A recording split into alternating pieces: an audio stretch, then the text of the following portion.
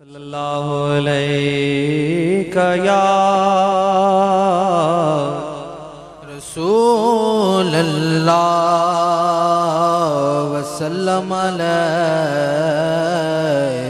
یا حبیب اللہ نحمده ونصلي ونسلم على رسوله الكريم وعلى آله وأصحابه أجمعين أما بعد أعوذ بالله من الشيطان الرجيم بسم الله الرحمن الرحيم اللہ فرماتا ہے قل اے میرے حبیب آپ فرما دیجئے ان کنتم تحبون اللہ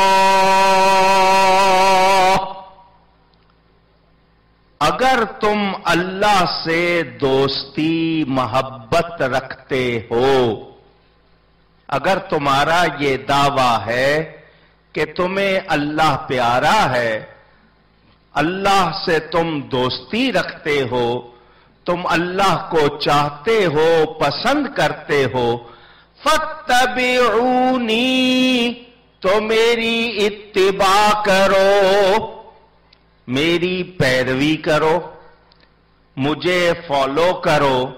نتیجہ کیا ہوگا؟ یحببکم اللہ، اللہ تمہیں اپنا دوست بنا لے گا، پیارا بنا لے گا، اللہ تمہیں پسند کرے گا۔ وَيَغْفِرْ لَكُمْ ذُنُوبَكُمْ اور اللہ تعالیٰ تمہارے گناہ معاف کر دے گا، تمہارے گناہ مٹا دے گا، بخش دے گا تمہیں۔ حضور صلی اللہ علیہ وسلم کے سامنے آپ کے صحابی حضرت سیدنا حسان ابن ثابت رضی اللہ تعالی عنہ کہتے ہیں وَأَحْسَنُ مِنْكَ لَمْ تَرَ قَطُّ عَيْنِي وَأَجْمَلُ مِنْكَ لَمْ تَلِدِ النِّسَاءُ خُلِقْتَ مُبَرَّأً مِنْ كُلِّ عَيْبٍ كَأَنَّكَ قَدْ خُلِقْتَ كَمَا تَشَاءُ۔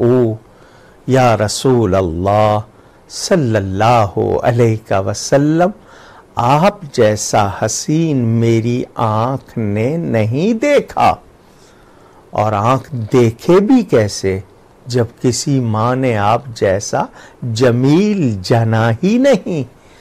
اللہ تعالی نے آپ کو ہر عیب سے پاک پیدا کیا۔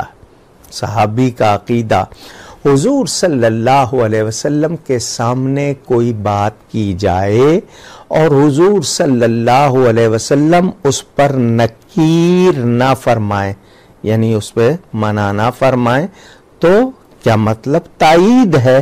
اس کو حدیث تقریری کہتے ہیں کہ حضور صلی اللہ علیہ وسلم اس پر خاموش رہے، اگر غلطی ہوتی تو فرمانا لازمی ہوتا۔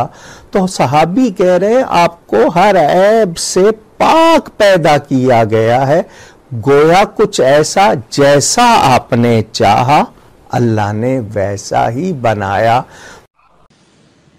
در مصطفیٰ سے پرے ہٹنے والوں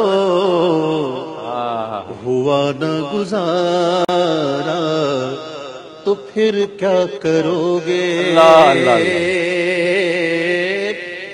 در مصطفیٰ سے پرے ہٹنے والوں ہوا نہ گزارا تو پھر کیا کرو گے؟ کوئی بھی اگر نہ ہوا دو جہاں میں وسیلہ تمہارا تو پھر کیا کرو گے؟ محمد کی تعظیم سے روکتے ہو، صلاۃ اور تسلیم سے روکتے ہو،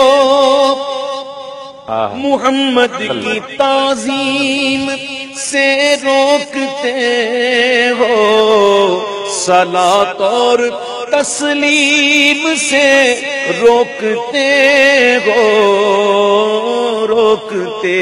ہو یہ حرکت تمہاری رسول خدا کو ہوئی نہ گوارا تو پھر کیا کرو محمد کو اپنی مثل کہنے والو ادارا ذرا اپنی حالت تو دیکھو